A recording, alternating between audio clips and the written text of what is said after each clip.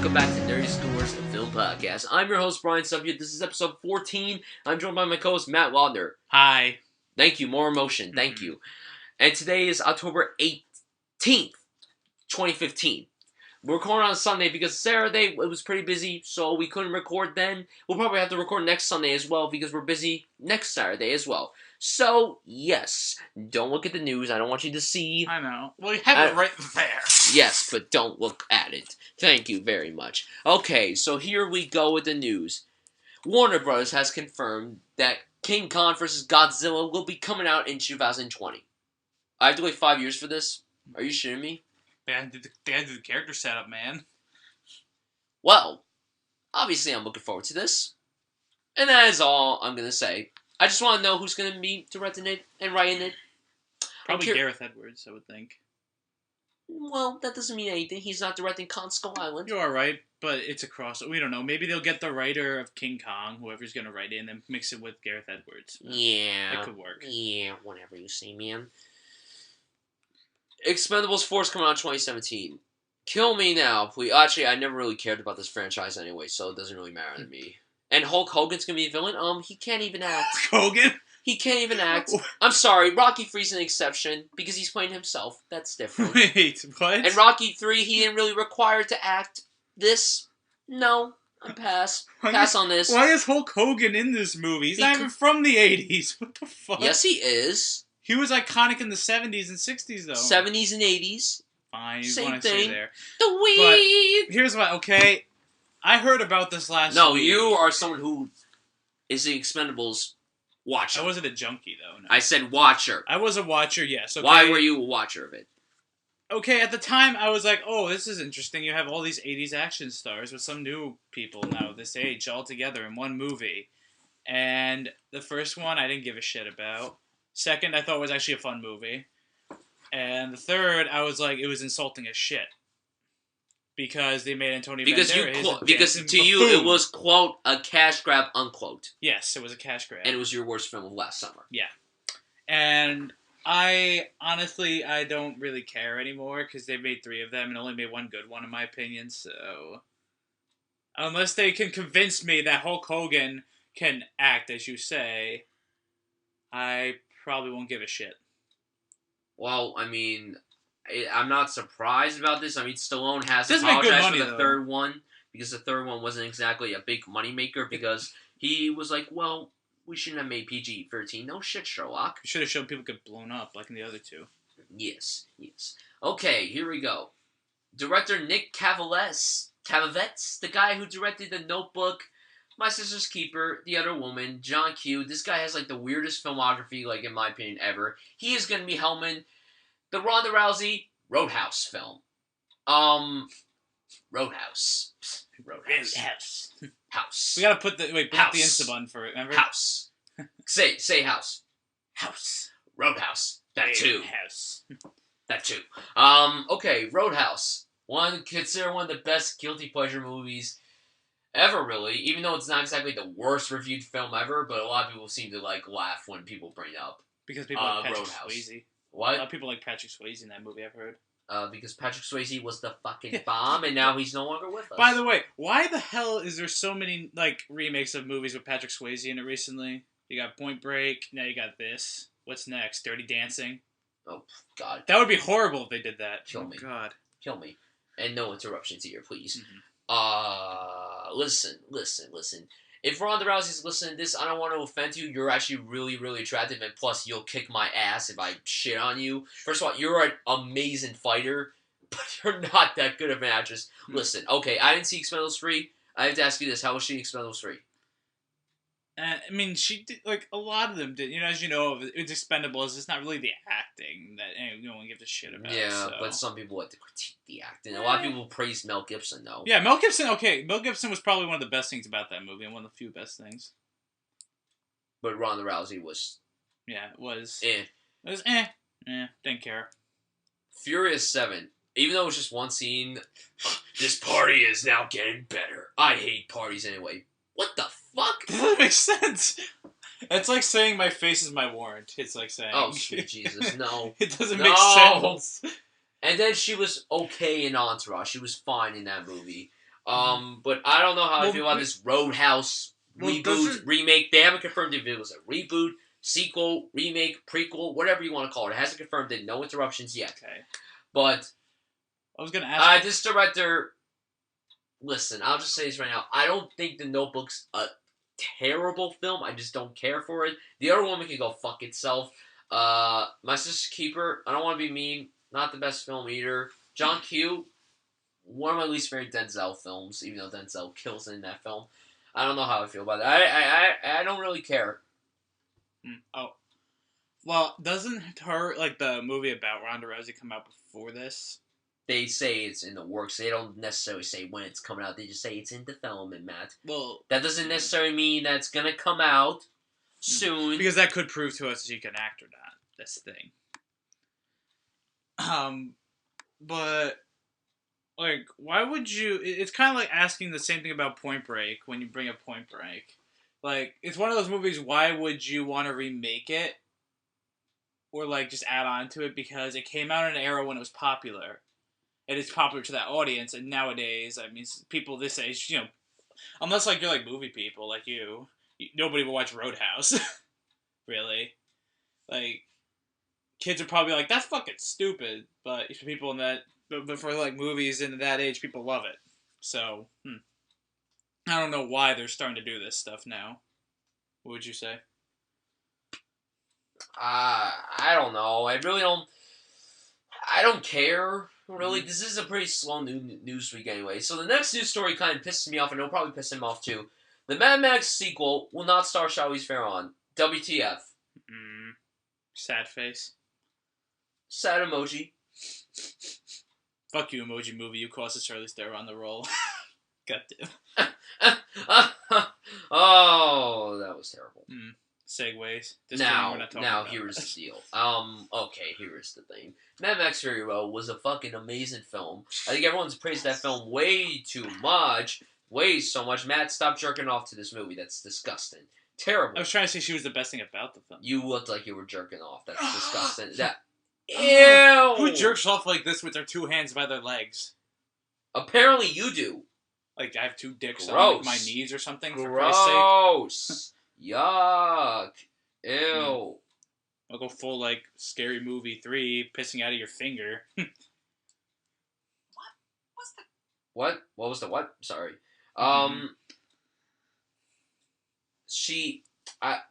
George Miller said that she won't play any role at all, at least for now. She's not in the story, but in one of the stories there is an interaction between Max and Furiosa. I can't really say more than that because it's so broad. So it isn't really... We're not entirely sure if she's not going to be in it. But if she isn't going to be in it... They might have something better, though, planned. That's the thing. What did I say? It wasn't your turn. I'm just trying to back you up. I don't need any backup. Okay. I'm fine. But thank you, though. I don't know. This whole podcast is already starting to get very bland. Feels like I'm watching The Counselor again. Don't worry. When we get to the movies, there'll be a lot to talk about. Go ahead, Matt, because Fury Road is your favorite film of the year Still, so far. Yeah. Martian came close. But, Speak up next time. When you I know, say but I just wanted to say that too. Martian came very close, though. For the rest of the audience to hear. Now... I should have brought some alcohol because I wanted to count how many times. I would have taken a drinking game. What the hell was that? That would be you after like 40 drinks. Yeah, you're probably going to say now so many times and right? So many times. But go ahead. Continue, please. Fury Road was a really good Mad Max film because of the technicality. But one thing that a lot of people talk about, and I kind of understand too, and I liked that she was in it, was Charlize Theron. Her character had an arc. Max was just there, obviously, as we know of. Max was there just because Mad Max. And it's like a story, basically. So, what I kind of like don't like about that is that she was a really good character, and I know they wrote like some comic about like Furiosa, and I think it didn't do that well with reviews. But it sucks though that she's not coming back because she was a really cool character, and I mean I hope that at least she's in it somehow. I hope, And I hope that they find something good to replace her with as a main character. Alvin and the Chipmunks Road Trip is now opening 5 days earlier on December 18, 2015. If you guys know this date, get away from my computer, boy! If you guys know this release date, this is going to be the same release date as Star Wars The Force Awakens. The trailer for that movie comes out tomorrow, so fun. Okay, here's the thing. Now, when I first heard about this, I'm like, good luck, Alvin and the Chipmunks, but this movie may not make a lot of money, but I have to say, and I have been saying this before, a lot of other people have been saying this, it's actually really good counter programming, because when you think about it, if families go and see Star Wars, and if it's sold out, they're like, hey kids, we're gonna go sleep while you guys go watch Alvin and Chipmunks Road Trip.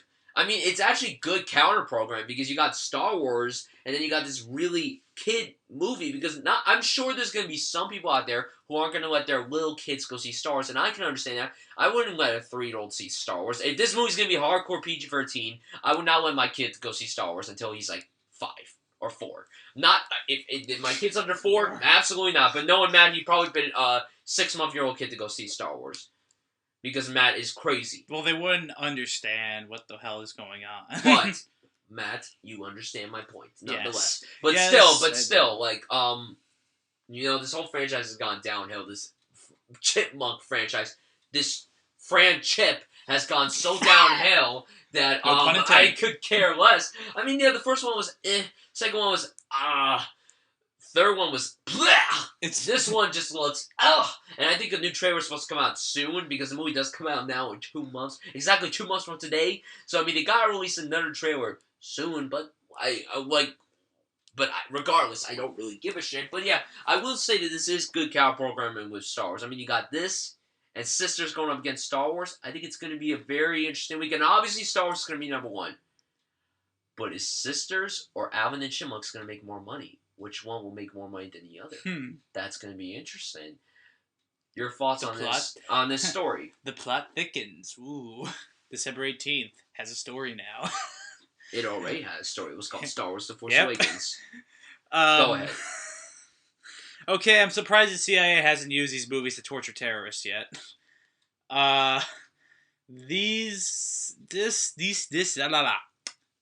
Okay, I agree. It is a good way to get other people to make money, because, as you said, almost everybody in the world is going to see Star Wars, and some people might not have enough money, or they might not have a spot in the theater to sit, so they're like, I'll kill time and go see Alvin and the Chipmunks, or something like that, or Sisters. So but we're just focusing on Alvin and Chipmunks. Yeah, but I'm just trying to say, like, why they would make some. I think they would actually make money because of that reason. Just because there'll be fallout from people who didn't get to see it yet. So they're like, okay, we have, like, to wait another 2.5 hours, or how long is the new Star Wars going to be? He said, like, no more than 2 hours and 10 minutes. So it's like 2 hours, so you're like, okay, well, let me go see this hour and 40-minute shitty comedy family movie to kill the time and laugh at it. So yeah, I think it's a smart move. I just feel that this movie's not going to be good, and I think it seems like there's a pattern with them. They get worse and worse as it goes on. Because they don't give a shit. They don't give a shit. Like, your man, I'm just going to say, your dude is only in it just to say, Alvin! Exactly. Yep. Jason Lee's just there to get a paycheck. No, but, like, they force him to come back. Like, they have him, like, handcuffed to a table, probably. Yeah, exactly. Yeah. They're like, you better come back or else, you're fucked. Exactly. Yeah. And now, this news story pisses me the fuck off. They announced that Die Hard 6 is coming out. But, it's gonna be a prequel. Okay. Let's think this through. Oh, okay. So, no comment on this, right? I'm Jeff Goldblum. Yes. Okay. Okay. Here's the thing. Why is this happening? If they want to make a Die Hard 6 to just get the taste out of Die Hard 5 out of everyone's mouths, that's fine. But why are you going to make it a prequel? What? The first one it's kind of a prequel because he was in his 30s when that film came out. What are they gonna do? The same thing again? Just make a sequel if you wanted. And the guy who directed Die Hard 4 would be doing this. And hey, listen, Die Hard 4 is actually a pretty good film despite its PG-13 rating. Regardless, I just don't. I don't get this. What's this? Is one of the stupidest stories I've heard in quite some time. Makes no sense. Wasn't your turn, damn it! I'm not gonna comment on the movie because I've never seen. I wanted to wait until it was your turn. I've never seen a full Die Hard though. So wait until it's your turn. I love the first Die Hard. Second one's okay. Third one's awesome. Fourth one's pretty good. The fifth one can go kiss my ass. Just whatever. Whatever. Your turn. Really don't give a shit because I've not seen Die Hards. And I could kind of understand why you'd be concerned because why would you make a movie when he's in his 30s already in the first one? It doesn't make sense. What are you going to make him a teenager or something?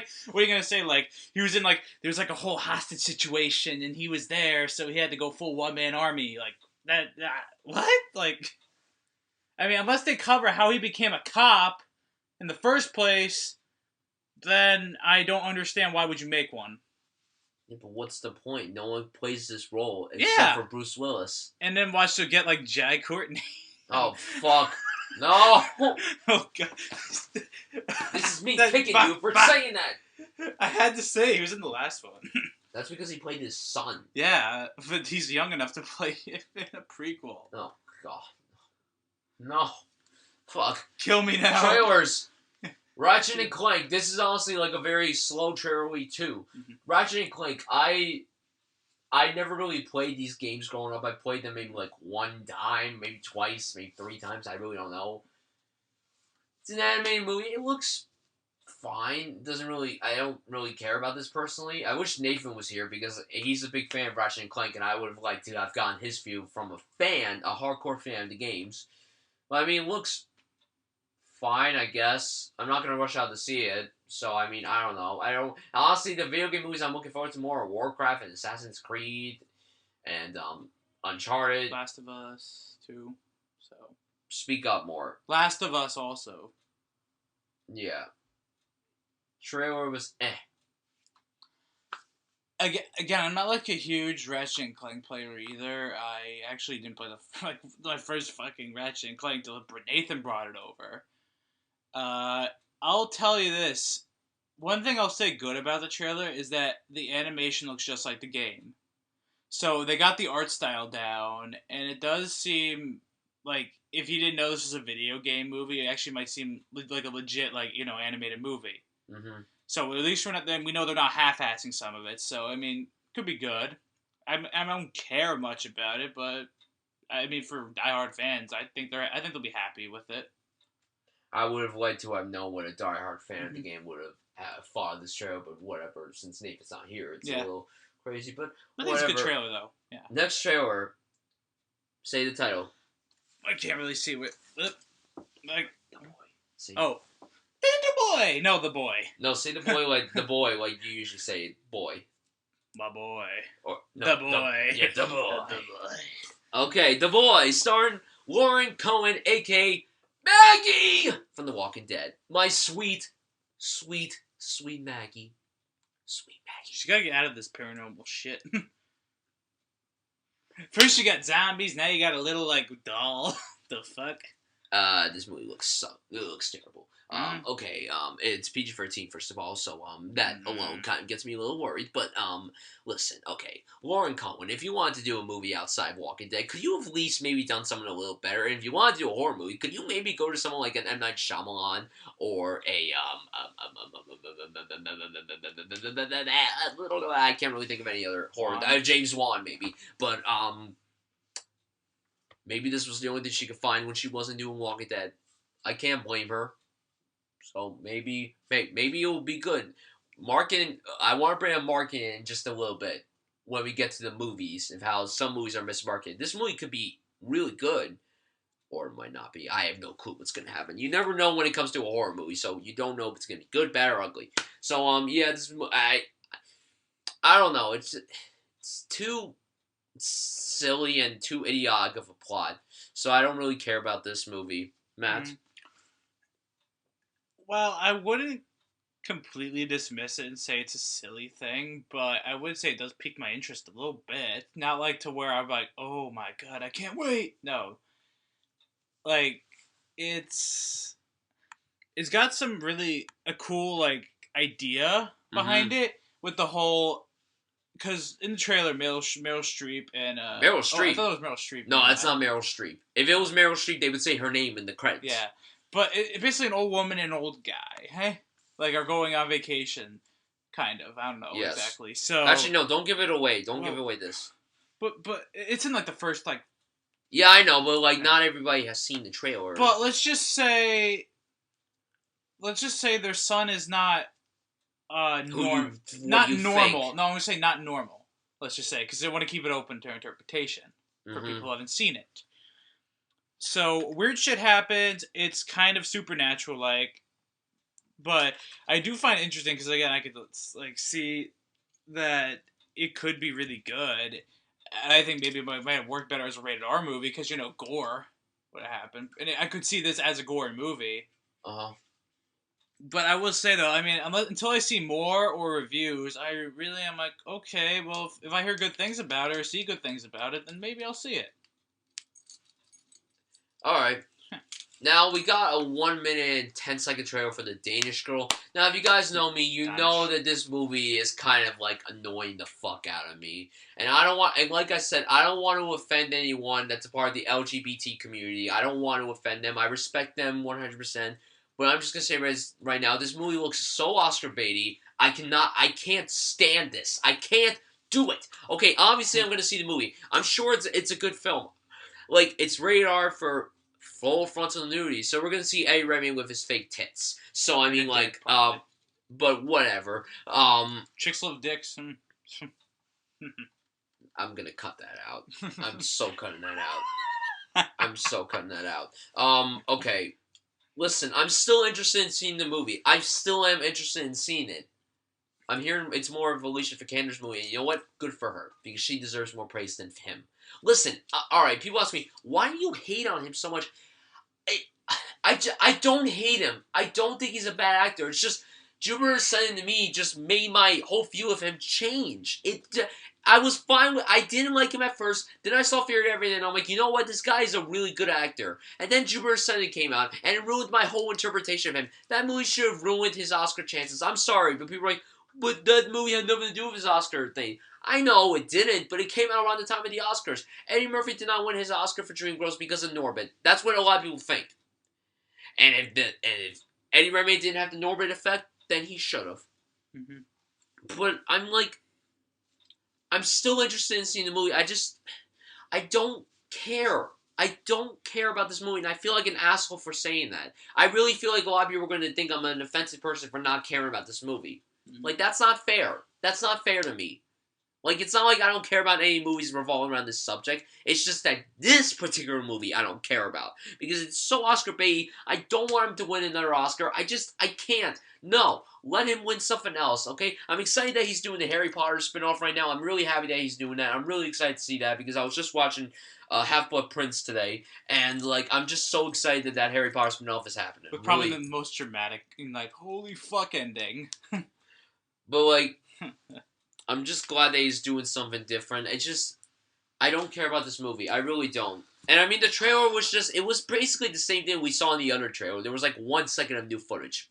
So it wasn't any different. Go ahead, Matt. See, I feel like I can understand why you hate it. Just because I think of two reasons. One, again, I agree. I can understand the Eddie Redmayne whole thing. But I think another reason is just the time period it just came out in, like, with the Caitlyn Jenner stuff. Like, if it came out last year, no one would give a shit. Like, they would be like, oh, okay, it looks really good. But since the Caitlyn Jenner stuff happened, it like, lightens up more on that stuff. Like, it just finds a spotlight, no pun intended. Yeah, but the thing is, when they filmed it, they didn't know it was going to happen, that's the thing. So you can't really blame No, I'm not blaming them. It's just I don't like the way that they're marketing the film. Well, that's the company. That's the company for you. That's not them. So, and I don't want them just to give him the Oscar because he's playing this role. So and, like, listen, if he does give the best performance of the year, then I understand that. But there's so many other performances coming out, and there's quite a few performances we've already seen. I mean, we still have DiCaprio to see. We still got Cranston. We still got a few other performances, but like... I.e. Peg like DiCaprio, yes. Yes. Yes, that's still going on, people. I'm just trying to think, like, I don't want people to get the wrong idea from, like, the whole, like, why he hates it. It's not because of Scott Cooper or anybody. Just I want you all to know. Scott Cooper? Well, wait, is that the Scott right... Cooper? No, Scott Cooper made Black Mass. Tom Hooper. Tom Hooper. Scott Hooper. God damn, I got them mixed together. I'm a horrible name. Like, with not well... You're not as well-rounded with names as I am. No, not like with lesser with known... directors. You're not as well-rounded with directors. Like, I know, like, Alejandro, you know... And, because he just won the Oscar. And Giselle, Damien Giselle. Yeah, but go ahead, but continue with this. I mean, I think it will be a good movie. I mean, it's been getting good reviews. It's been getting praise from both Redmayne and Vikander. From... TIFF and other festivals. I don't know, like, I just feel like, just like you, like, I don't know if he deserves that, though. Nothing wrong with him, it's just, you got DiCaprio, man. He's been working harder for that Oscar than, but he's not playing, he's not doing the transformation. Because he doesn't want to do that. He doesn't want to use the cheap way. I'm sure maybe he wants to do it some other time, but now, like, he'll only do it if Martin Scorsese directs it. That's a fact. Here's the problem, because he, I think, I mean, this is kind of like assumption, but I'm assuming that DiCaprio doesn't like to do that stuff is because he doesn't want to make the cheap way. He wants to do it his way. He wants to win it his way. If he wants to do something like this, you know, listen, I respect people who want to do roles like this. I do. I do, but it's like, rough. It's just, like, you gotta lose this weight. particular performance, I just don't care about it. And I really want to, because I remember when I saw the first photo, I'm like, you know what, this looks so interesting, even though I'm still mad that he won the Oscar. Listen, I'm happy that he won, okay? I think it was a very good performance. I thought it was a terrific performance. People are like, well, he had to do different stuff. It's not like, listen, there are people who've done performances like that. Look at Daniel Day-Lewis for My Left Foot. That was a very different performance. I mean, he couldn't use compared to compared to him playing Stephen Hawking. Now, listen, I agree. Playing Stephen Hawking must have been the toughest thing ever. That must have been the most physically challenging performance of the actors that were nominated this past year. But it just wasn't anything new.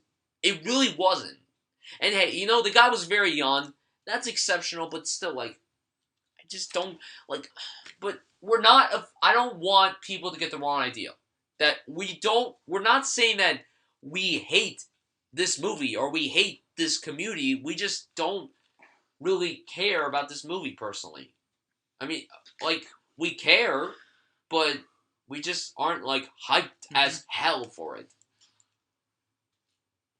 Oh, continue. Okay.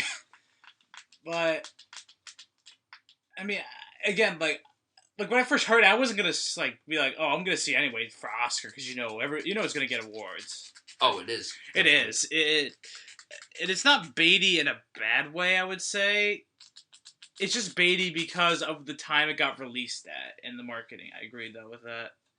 Because, say, if, as I said to Brian just before, if it came out last year, you know, then we wouldn't be saying some of this stuff. I'm sure we would still be interested. We would still be, yeah, but I'm saying we wouldn't be saying it's baity as shit, you know what I mean? Because the Caitlyn Jenner stuff didn't happen. And I just think maybe it's just because of that. That's the only reason. So, yeah. Well, I mean, it's happening. It's coming out, like, in a few months. I still want to see it, though. Yeah, obviously. I'll still see it. It's for Oscar purposes. Well, I mean, I try to see everything anyway. So I try to see all the Oscar films. If I'm unable to, then I'm kind of upset. I did it last year for the first time ever. So did I. No, really? I thought you saw it the year before that? I thought you saw everything. No, I did. Didn't? Oh, wow. Okay. You fool! You don't even know me. I thought I was considered your best friend. I am, but I thought you did it the year before too. No, the year before. No, I've seen every film, but I didn't see all of them in the theater. I didn't see it before the ceremony. Yeah. Okay. This one I saw every film in the theater and before the ceremony. Yeah, I see. Okay, never mind. I thought you actually did see everything before the ceremony. Never mind. And now, because the Star Wars trailer is coming out tomorrow, the day after we record this, I wanted to give our expectations for this trailer. Ooh, let's go see that. Oh. Do we even need more footage? Is it required? I want more footage. He does. I think it's fine, but okay. I think it's fine too, but I want one more trailer. I think this is gonna be the last trailer we get. It's gonna reveal the Empire, probably. State it's in, probably. I'm guessing. The Empire State of Mind. Yeah, the Empire State of Mind. We need to take over New York. God damn it. Really, give your expectations. What do you think they're gonna show in this trailer? Because they showed like a little snippet of like footage with Poe being a hot shit to.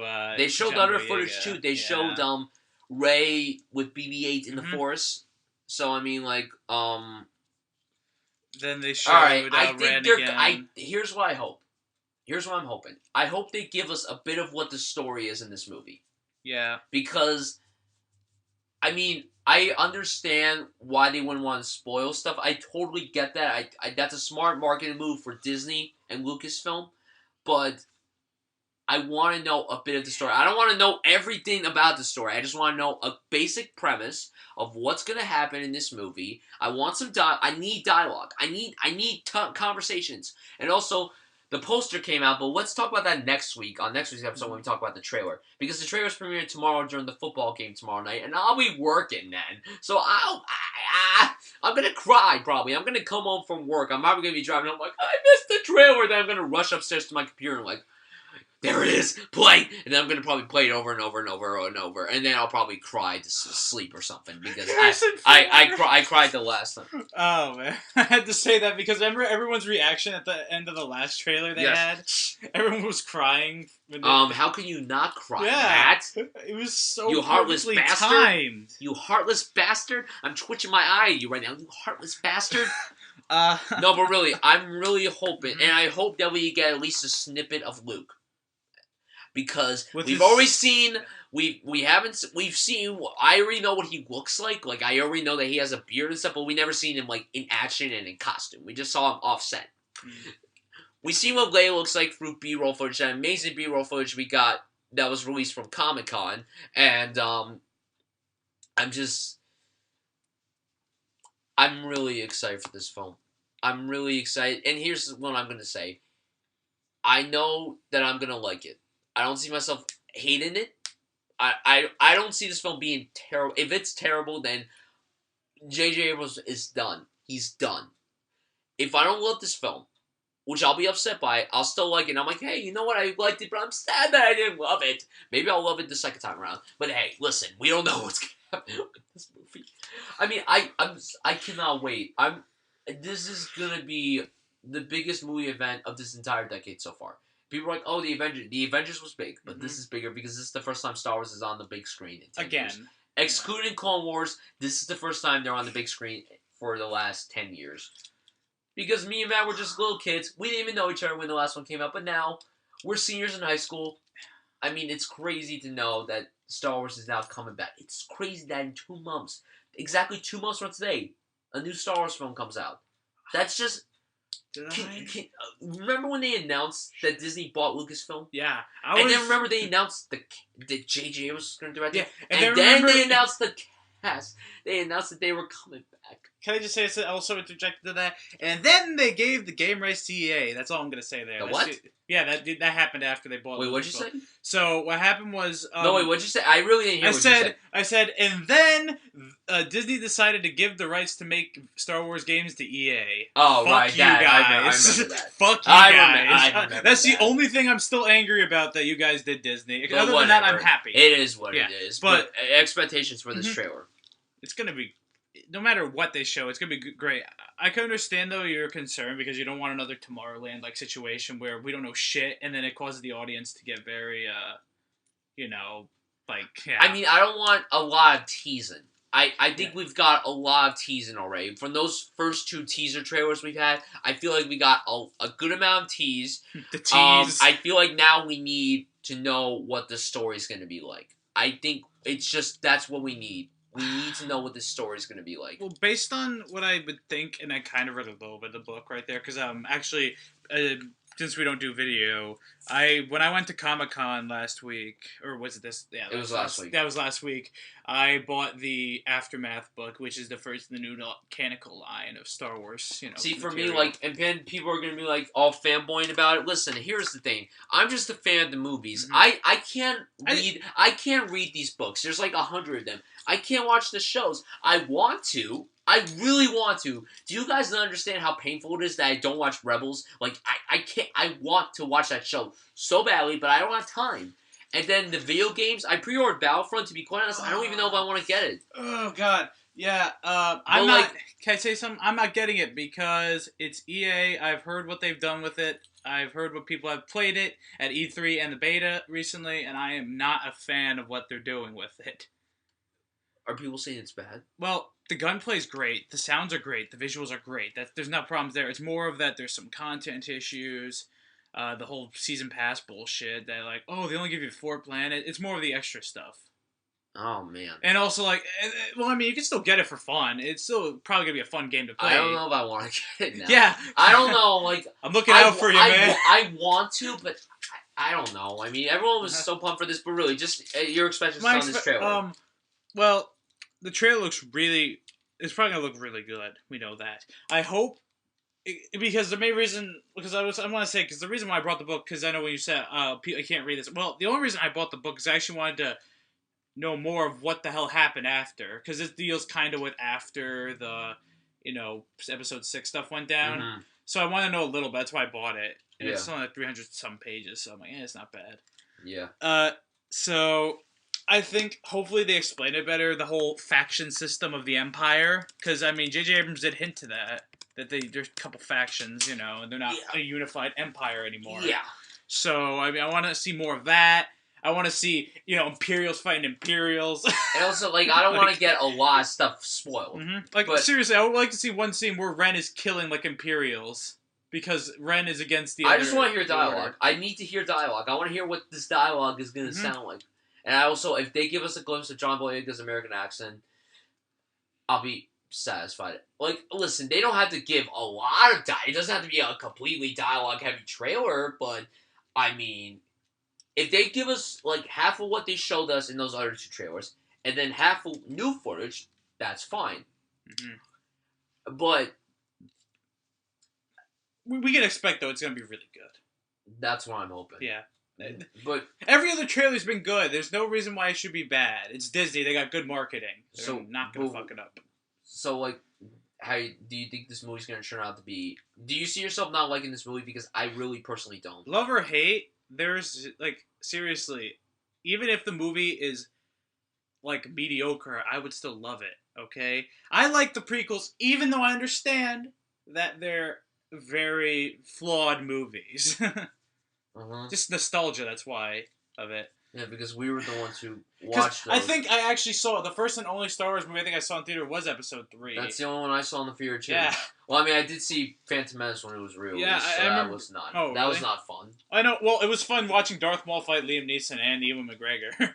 It's that amazing John Williams score. So, and it's great that he's coming back. Yep. So I mean, like, great music. I mean, keep doing what you do. I mean, this is gonna be one John Williams hell of an insane trailer. Episode. The internet's gonna crash, probably. No, I'm kidding. Next week we should make it the John Williams tribute episode where we just play John Williams music while we're talking about the Star Wars trailer. Like, dudes. Yeah, imagine you play an Indiana Jones theme while we're talking about Star Wars. No, more like we're gonna play the Star Wars music that we did. We're not gonna do that. I'm just kidding. No, that sounds like that'd be cool though if we did that. That would be cool. As long as we don't get sued for copyright. We would get sued for copyright though. So I mean, yeah. Unless we actually just whoever sues us, wire up! We will sue you in federal court! That's not real. We're not actually going to do that. Do you want to tell them who would our lawyer be then? Saul Goodman. Yep. I didn't want to say it because you would have smacked me if I said that. Yes, because you haven't finished Breaking Bad. That's why I didn't want to say it. Finish it, damn it! Because I did that mistake about 2 days ago, I think, or a day ago, and I figured out to not say that. Yes. Smart. Mm-hmm. Blu-ray releases. Speaking of Disney...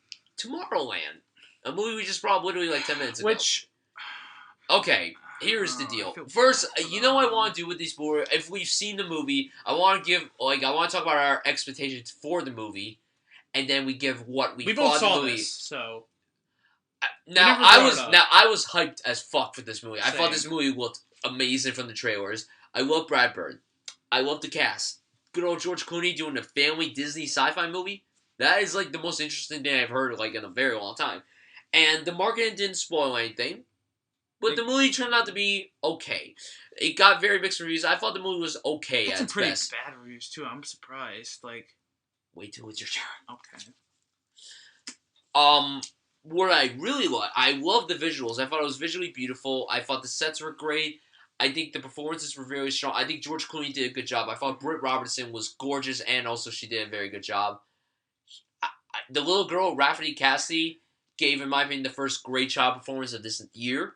And then we had the daughter from Southpaw. And now we're going to have the kid from a movie that we'll be talking about just a little bit. And I thought she worked so well with Clooney and Robertson. And I thought Hugh Laurie was He was okay. He wasn't in it much, though. Wait till it's your turn! Damn it! But what I will say is that it wasn't, like, a bad film. It wasn't a great film either. It was a disappointment. But it was still fine. I saw it in IMAX. Holy shit, this movie was killer in IMAX. Even in, like, 2D, it was really good, which I saw it in. It wasn't in IMAX 3D. No, it was 2D. I saw it in 2D. No, I said it wasn't in 3D. I saw it in just plain IMAX. Really? Well, I'm saying because, like, an IMAX is still, like, a better looking screen, too. Yes, Matt, because it's higher quality picture and higher quality sound. But, remember, wait till it's your turn, damn it. I'm just trying to add on, man. Not yet! But the story did fall flat in the third act. The last 30 minutes of this movie, in my opinion, are, like, complete garbage. Like, I was like, I'm still into it, but I'm like, this is garbage. Even Arnold would say it. And, it's just that some of the composition just didn't work out. There were some dialogue problems. There were questions that don't answer. People need to understand this. Not every question will be answered. You know why not every question was answered? Because Brad Bird co-wrote the script with Damon Lindelof, and you do not know who that is. He co-created and wrote Lost, one of my favorite shows of all time. And, it wasn't bad. It was just okay. I think I gave it like a B. I think I might stand by that grade. See, I have to watch it again to see that grade would still stand where it is. I'll wait for it to come on like cable. So I'm curious to see. And it sucks that it lost Disney a big amount of money. It really does suck. But whatever, shit happens. What were your expectations for this movie before going in? And then tell the people what you thought of the movie overall. Well, I was interested to know what it was about, because all I knew was, like, it's just the place called Tomorrowland, and the world is gonna end. Kind of. The problem, though, like, I think First, did you like it, or did you not like the movie? I actually liked it. I feel bad that it didn't make money, because I think a lot of people kind of overly bashed it because of how, like, the payoff wasn't... Because that's the problem again with the movie. The payoff is not good. That's the issue. Other than that, the movie's fantastic on almost every level, basically, other than the payoff. Like, it's like basically... The best way to describe the payoff in that movie is like a slap in the face. Kind of. Mm-hmm. And... It's like a roller coaster. Like, it goes so up and then goes like all the way down. It goes straight down. It's like to the pits of hell. Instead of you going down the last little hump, it just ends right there. Like, it just climbs up. Look. It's like, so you go up a roller coaster, and then right at the top, right before you get to go down, it stalls out, and it goes backwards. And you have to get off. Yeah. Like what happened in Vacation. So. Ew. No, but I have to say that. It's kind of like, because like, at the end of the movie, I'm kind of just going to spoil it, because no one gives a shit about the movie. I'll see it when it comes to my job, where I can rent the movie. But please, go back to Tomorrowland. But, okay, acting, again, I think great, even though Hugh Laurie, again, wasn't in the movie. I thought he did a good job of what he had. You know, what lines he had in the movie. And the rest of what you said about George Clooney, Raffi Cassidy, everybody else, Britt Robertson, like, they're all great. They're worth seeing the movie, just see their, performances. I would say that, again, some people kind of hate it too much on that fine. Like, really, I don't have any other problem other than that. Like, there's no other problems with the movie. And I kind of feel like, though, the reason why and I think because I've read a lot about this, is the reason why I think it got so negatively. It wasn't negatively reviewed, Yes. but it wasn't exactly But the reason why critically a lot of acclaimed either. people, I'm saying, the reason why a lot of people didn't acclaim it at all for anything else is because the way the trailers just, again, like, and then was why I brought it up when we talked about the Star Wars trailer tomorrow, is that the problem with their trailers was they left it way too vague. They gave us too much mystery. And they didn't well explain it in the movie enough, so we were confused as shit, basically, and that's why a lot of people didn't see it. And I also feel bad for Brad Bird because he lost him a lot of money. So I hope, because I hope that he does another live action movie now after that one day, but we have to see. But I would say if you haven't seen Tomorrowland, you probably should rent it. I would say rent it as well. Rent it, at least see it. At least see the movie. Like, you don't have to buy it, but at least see the movie, at least, just for the visuals and the acting. It's really good. Next movie is San Andreas. I saw this. Matt didn't. Matt's going to ask me questions, even though he... Bless you. Oh, thank you. Even though, Holy shit, you flattened this fucking pillow. Holy fuck. Even though he probably knows what I'm going to say, so, It's a guilty pleasure movie? Hey, listen. Mm-hmm. This movie was entertaining on so many levels. Okay. I had a lot of fun with this movie. Now, I mean, I gave it like a C+, and I still stand by that grade. Mm-hmm. The Rock is fucking amazing, so it's always cool to watch him on screen. Mm-hmm. Carl Gugino running in that amazing stuff that came out of that shirt of hers. Okay, that was very enjoyable for me as a gentleman, and those amazing eyes, those fucking eyes. Alexandra Daddario, she was like, okay, listen, Alexandra Daddario. The only good thing that she was in was True Detective, and men who are listening to this right now, and lesbians listen to this. There was a scene in True Detective, I think episode 3, and it made all of us gentlemen and lesbians very happy because of yeah, you know what I'm talking about if you've seen the show. She was okay, and what? I'm trying to do her face. What? Because a lot of people said she's like. Like you looked at me like something was gonna happen. No, like that's what she looked like. Yes, Matt. No one. Like what I've seen. You like terrified me. I thought you were like gunshot or something. I didn't even know what the fuck was happening. Just like a freaking. Don't do that. Well, like you thought there was gonna be. You almost gave me a heart attack. Jesus Christ. That's right, kids. Oh my God. That's right. I scared him somehow. God.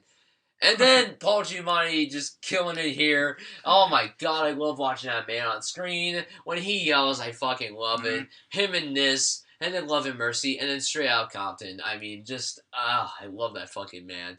I will say that the visuals were pretty good, but the days it kept on going on and on. So it kind of wasn't anything new and different and everything. It was directed by Brad Payton, who directed him in Journey to the Mysterious Island. He's going to be directing the Rampage movie with him.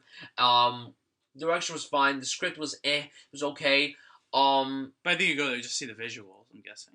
You go there to be entertained. And the visuals? How are the visuals? It's like a non-stop where you're entertained by it. No, but I was going to say, how are the visuals? They're good. They looked really good from the trailers. They're good. They're very good, but that's not my main importance. I just had fun with the movie. Good. I had a great experience with it. I would say rent it. Okay, I'm going to probably have to watch this now, because this sounds very... Because there's like... Because some other people I know saw it, and they said there was like this funny part, like... Because she has like a boyfriend, so it was kind of funny, but... I don't remember exactly, but I was like, I want to see just to see that scene. Oh boy, that scene. Yeah. Holy shit. To be quite honest, like, part of me forgot about that, but then part of me, I'm like, wait, oh my God, that scene. I think it's on YouTube somewhere. Yeah, I need to see this. Show me this. I have to see this. I'll definitely try to show you. But the thing is, you wouldn't be able to understand it completely until you actually watch the movie. But, because I know. I thought it was a very entertaining movie. I think compared to a Nonstop, even though I think Nonstop is a much better movie, I still thought this was entertaining. If you love The Rock, I definitely recommend you guys go check this out. It did make a good amount of money at the box office. It did a good job. So yeah, that's a rent. The Gallows is our next movie. I didn't see it, so I'd say skip it. Probably. But I've heard from a lot of people that Gallows was really bad and laughably terrible. So never mind, we're skipping this stupid movie because it's one of those... If you're going to watch The Gallows, you know what to expect. Why would you want to watch it? Because people are stupid. Yep. You and I are like the only people our age who don't give a shit about certain horror movies. Like, the one I actually kind of... Okay, this might sound terrible, because, okay, I don't hate everyone. I mean, I don't hate everyone either. It's just that I think most people our age have a terrible taste in movies. I think just like some kid told me I have a terrible taste in movies. Listen, listen. Film is subjective. That's the great thing about it. But still, like, come on, people, open your mind and watch some other stuff too. Listen though, like most of them I don't like, but one I actually kind of had a guilty pleasure, and what I would want to watch one day would be for Chernobyl Diaries, just because it's Chernobyl. And yeah, that's why, because I like the whole Chernobyl stuff. It's interesting that mutants are running around in Chernobyl, if that's even close to true at all. That'd be cool if it was true, because that'd be creepy as shit, but it's not. Yeah. But yeah, if you've seen like As Above, So Below, or any other of these movies that have been coming out, like the last two Paranormals or whatever, hey. Speaking of which, we're not seeing. We're skipping Paranormal Activity. Absolutely not. We'd rather see The Last Witch Hunter. We'd rather see The Last Witch Hunter and watch Vin Diesel kill witches with a giant sword. Maybe we'll think about that. But we are seeing Steve Jobs though. So, skip Gallows. Matt says skip it. Yeah. Now a movie that you shouldn't skip. Dope. Do not skip Dope because this movie was fucking amazing. This film was so good. No interruptions yet, please. Mm-hmm. The performances were terrific. Now, here is the thing. When I went into this movie, I heard about it from Sundance. I didn't really look into it because I didn't want to know what it was about. But I thought, from the commercials, from the images, it looked like a film that took place in the 90s. And it looked like it was shot like a 90s film. But it took place in present day. Which I didn't know when I was watching. I'm like, I thought this takes place in 1996. Why is it taking place in 2015? Okay, whatever. Smart move, director, whose name I can't pronounce, who retweeted or favorited the tweet I wrote about the movie immediately after I got out of it. I thought all the performances were amazing. I see that. I thought the writing was excellent. I loved the soundtrack in this movie. I think, to me, this is still the best soundtrack for any movie this year. It's like what American Hustle did in 2013 and Guardians of the Galaxy did last year. Like, in terms of the soundtrack quality, like, it really was. In my opinion, this is competing with The End of the Tour as the best indie I've seen all year.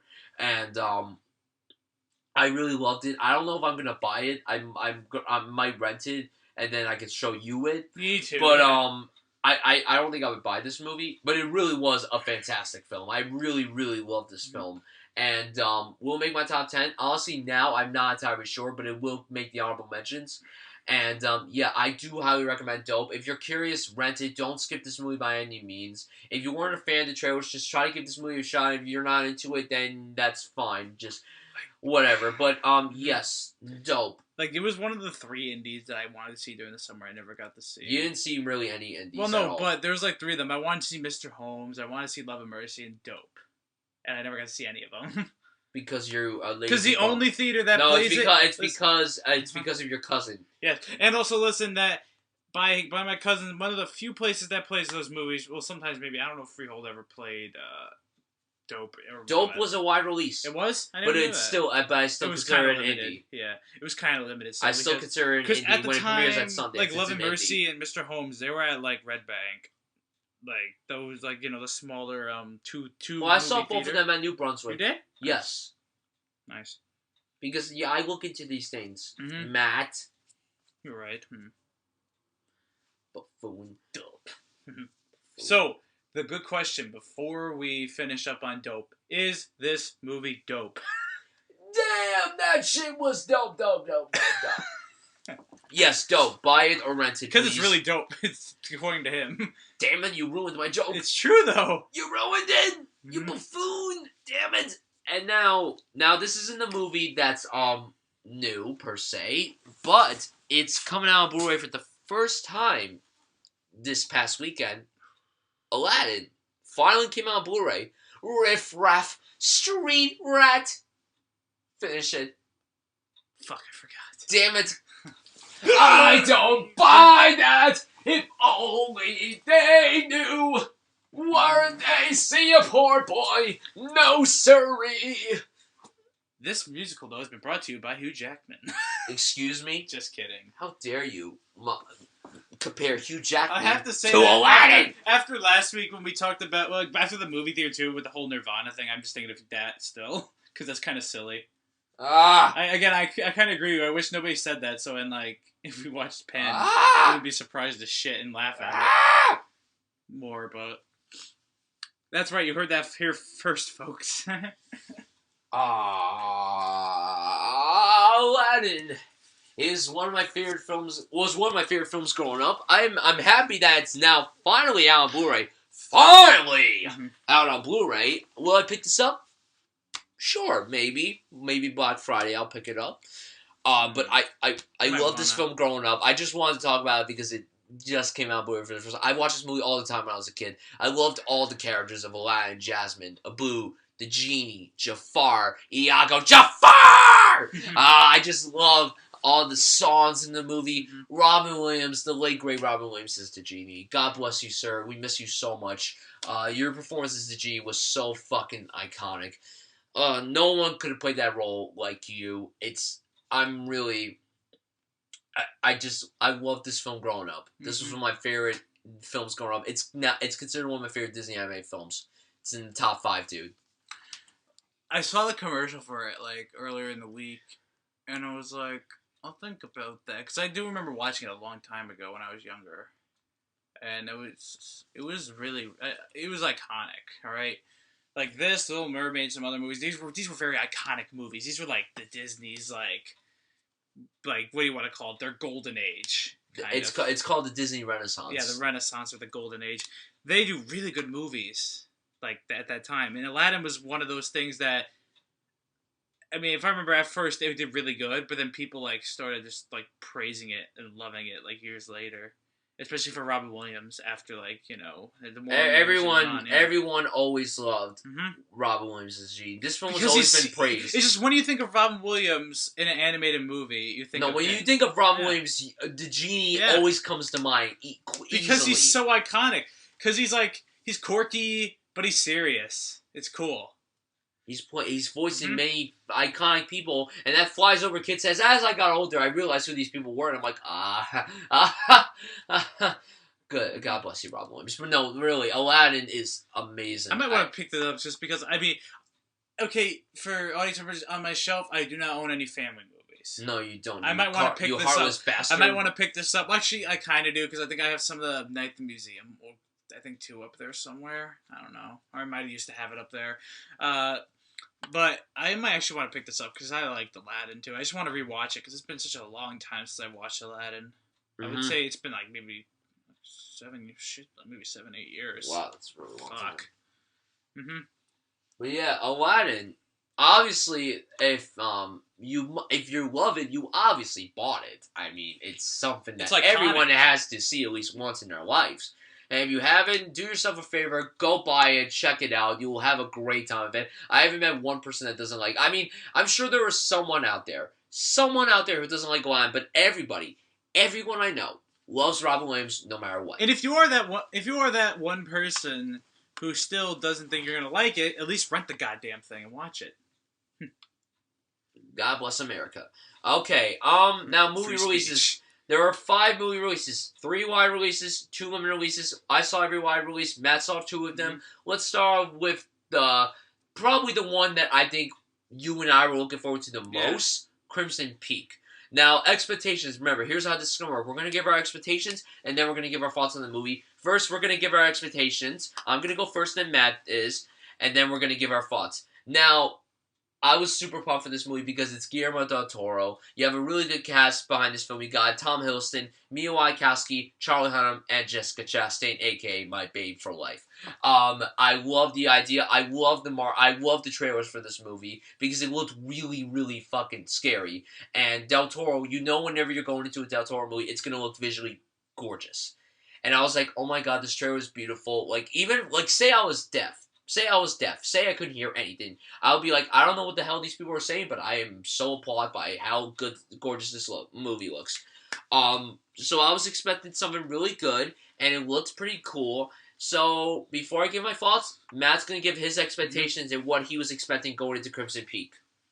When I saw the trailer for it, I was, again, I saw the visuals, because, I hadn't, and let the audience know here, I only watched one Del Toro movie before, and that was Hellboy. So I understood that the dude could make great visual Did movies. you see Hellboy 2? No, I only saw the first one. Oh, damn. I want to watch Hellboy 2 one day. You never saw Pan's Labyrinth? No, Damn. I need to watch that. Damn. Even though, like, because as I said, because the reason why I don't like foreign films, foreign language films, you have to read the entire movie. I know it's annoying. It's annoying. I wish they just had you could just watch it on mute and then you don't have to hear the accents. But still, no, it's not the accents. It's not the accents that bothers me. It's just me just having to read it. That's the only thing. I know, it does get a little annoying. That's why I don't like to watch those. That's why, if you're ever curious why I've never really watched the foreign language films, because of that. I don't usually watch many foreign films either. But I would want to probably check that out one day, because that was like one of his definitely first check it out. movies. Definitely check it out. What were you expecting going I was expecting, and I'm probably going to watch like Pacific Rim soon, because after I saw this. Which I still have on my shelf. Audience, that's right, I'm finally going to pick it up. At least I know I'm not the only one out there that's like me after listening to your top 5 Saturdays. Remember? Yes. Yeah. See, I thought this movie was going to be creepy. I didn't think it was going to be scary because the trailer didn't have a lot of jump scares, and it wasn't like, it didn't terrify me, but it did make me intrigued, and it creeped me out. Yeah, creep. Terrify and creep are two different words. Yeah, audience, don't get confused here. This is not like... It's not like Paranormal Activity where you're going to get scared. This movie is more like The Exorcist where you're going to be creeped the fuck out and possibly and that's like with your expectations? Yes, I was saying that I was going to go in, it was going to be really good acted, well acted, an interesting mystery, and a really cool throwback to Edgar Allan Poe gothic horror. So, I just thought this movie was okay. I think that it, like me and him said, it's visually gorgeous. You can't take your eyes off the way the film shot. The sets are outstanding. The sets are so real. I love the makeup. I love the costumes. It works perfectly well. Like, it looks like a movie that would take place in that time period, which is good. I thought all the performances were very strong. I think that Tom Hiddleston gave my favorite performance in the film. First of all, I just love that guy in general. I think he's terrific as Loki, and I like seeing him in stuff that's outside the Marvel Cinematic Universe. I thought Jessica Chastain gave a over-the-top performance, but in the best way possible. And I mean, I'm not just gonna sugarcoat it because she's my babe, but I think she gave a good performance. It wasn't incredible, but you understand why. You could believe her character, yeah. You could believe, like, her character. Okay, that's the only time you're able to interrupt me. Yeah. Mia Wasikowska. I really hope that's how I pronounce it. I've been butchering that name for, like, literally the last 5 years. The first thing I ever saw her was Alice in Wonderland, and I've been butchering that name. By the way, welcome back, long-hair Mia Wasikowska, because I do not like you with short hair. I'm sorry. Listen, you're not an ugly person. You're not hot either, but you look better with long hair, and that's a fact. I thought she was fine. And then my boy Charlie Hunnam from Sons of Anarchy, with your own vested interests, proceed with caution before entering Crimson Peak with me, Charlie Hunnam, and Jackson Teller. Yeah, he did good too. He wasn't in the movie as much, but he did good for what he did. What else did I like about the movie? I will say that it started off fine. The first act was fine. The second act was where it lost me, like, really lost me. I was still, like, I'm like, oh, I wonder what's going to happen, but, like, I was like, not yet. I was like, But I will say that the way the whole movie ends, the last 20 minutes are really excellent. That's how I want the whole movie to be. Listen, I'm fine with the movie not being some gore fest. I'm fine with that. It's just that because of the way it was marketed, it made it seem like it was a movie that was gonna be something terrifying. But I blame the marketing team. I can't blame Del Toro because he has admitted so many times that this is a gothic romance movie with some horror / suspense. So I don't know if I blame Universal or just the person who edited the trailer for this movie. Now, what did I not like? The second act. When they arrived at the house, which was like 35 minutes into the movie, I kind of dozed off for like a little bit. Not too long. I dozed off for maybe like a minute. And whenever I doze off during the movie, that's kind of a problem. Like, I was wide awake. I wasn't tired. I was fine. I had a good night's sleep the night before. So, I mean, like, I don't know. I dozed off. The characters, in my opinion, were mostly weak. they were pretty weak. Like, the performances were good, but the characters themselves were weak. Mia Wasikowski's character has been used in so many different films before, to the point where it's just like, we see this stuff going on and on. Like, she keeps going out, she sees a ghost. And by the way, if the ghosts have, like, no impact on this movie, they're not even needed for this movie. So they had nothing good about the movie. There was, like, nothing they needed to do with the movie. They had no importance to this movie, in my opinion, whatsoever. And I will say that the dialogue was very eh. And listen, like, you don't expect a great story when you go see a Del Toro movie, but you kind of want a story that's still decent. Like Pacific Rim, you didn't go in for the story. You went for the incredible action between robots versus monsters. And that's what you got. You didn't get the best story, but with that film, it's an exception. With this, it really kind of isn't, because you have an interesting premise, but it just doesn't work out the way it should. So I will say that I'm giving this film, I'm still debating the grade. So I'm giving Crimson Peak. I'm going with a C. C for Crimson Peak. I thought you were gonna say you want me to wait and let me say. I was gonna say then you'll think about it. Nah, I already start off. Right. So yeah, C grade. My review is up. Well, actually, at the time of this recording, my review isn't up online. But maybe by the time this episode is uploaded, my review will be up. So Matt, first of all, say what you thought of the movie, then go into what you liked, then what you didn't like, and then give your grade. Alright. Unlike Bryan, I actually really liked the movie. And here's why. As you could tell, as I said, I brought up Edgar Allan Poe. I kind of have a thing with Gothic horror a bit. After reading it a little bit in like the last couple of years in school. School! Yes. If one thing that school has taught me, I like Gothic horror a little bit. Because what's interesting is Hey, I don't dislike it. I know. Shout out to Edgar Allan Poe, wherever the hell he is right now. Because without your inspiration, this movie probably would never have been possible. Now, what I liked about the movie, and what I thought about with the likes, I thought that all the performances, again, were great. I wouldn't say, like, Oscar-worthy, hell no. I would say, though, but in a movie, they were pretty good for a non-Oscar movie. Like, we're talking about like, some AAA stuff here. I thought that there was some good character development. I mean, I would say maybe not for Jessica Chastain and some other characters. Like, I would say, but I would say Loki had a Tom Hiddleston, I should say, had a really good arc. I liked his arc. It was interesting. He has like a whole arc in the movie, because I'm not going to talk about it because there'll be some spoiler stuff he gets into about what the true intentions are and the whole mystery of the movie, and that would just ruin it for you, because that's what you go to see is the mystery. Yeah. And there's a whole arc with that's really interesting, and you're like, holy shit, when something happens that at the end of that arc. Mm-hmm. And then Mia Wasikowski had also a kind of interesting arc.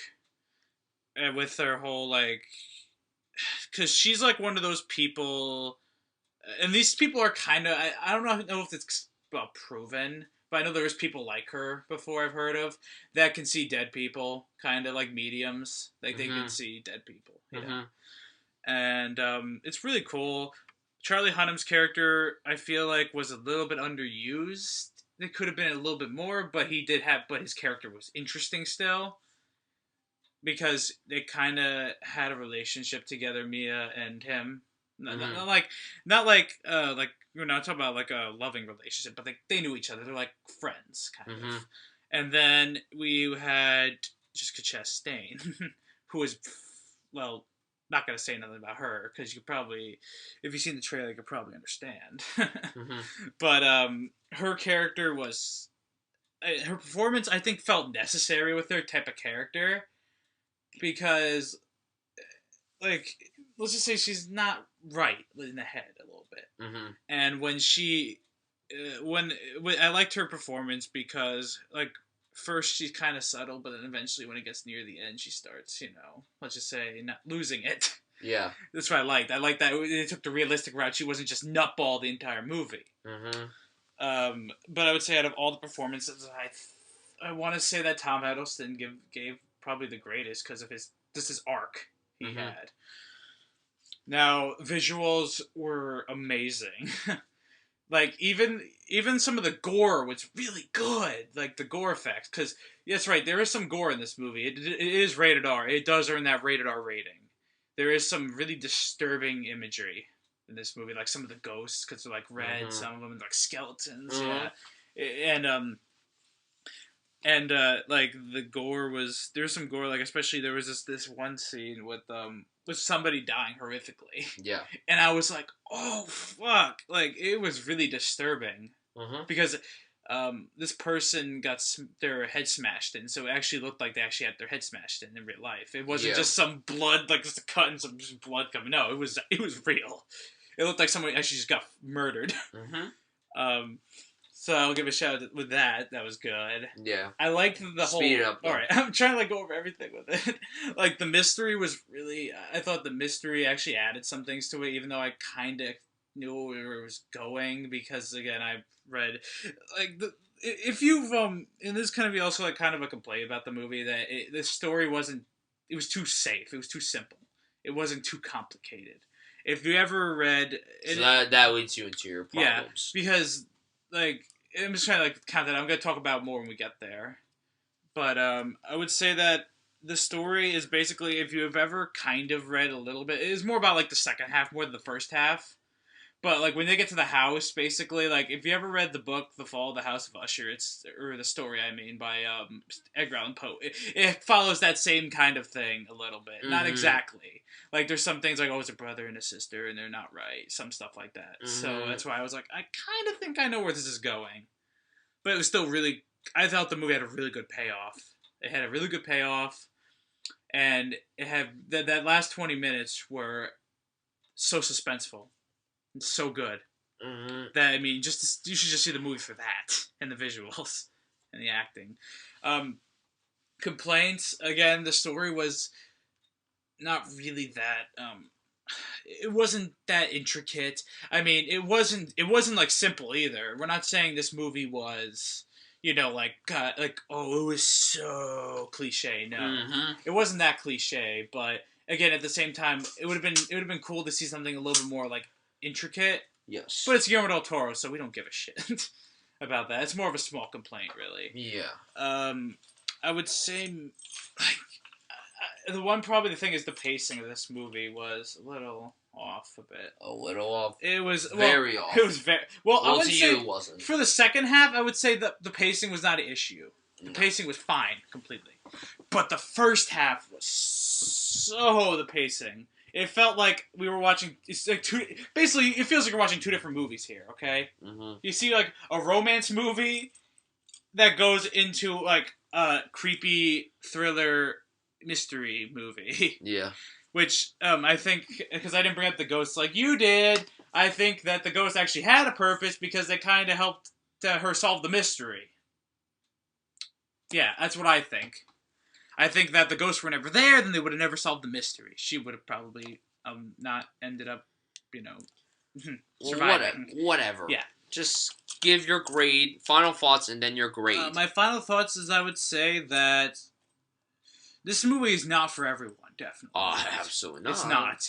If you are a person who can, who likes those slow horror movies that have that good payoff at the end, they're creepy, and they're not like jump scare fest type movies, which I actually like that this wasn't.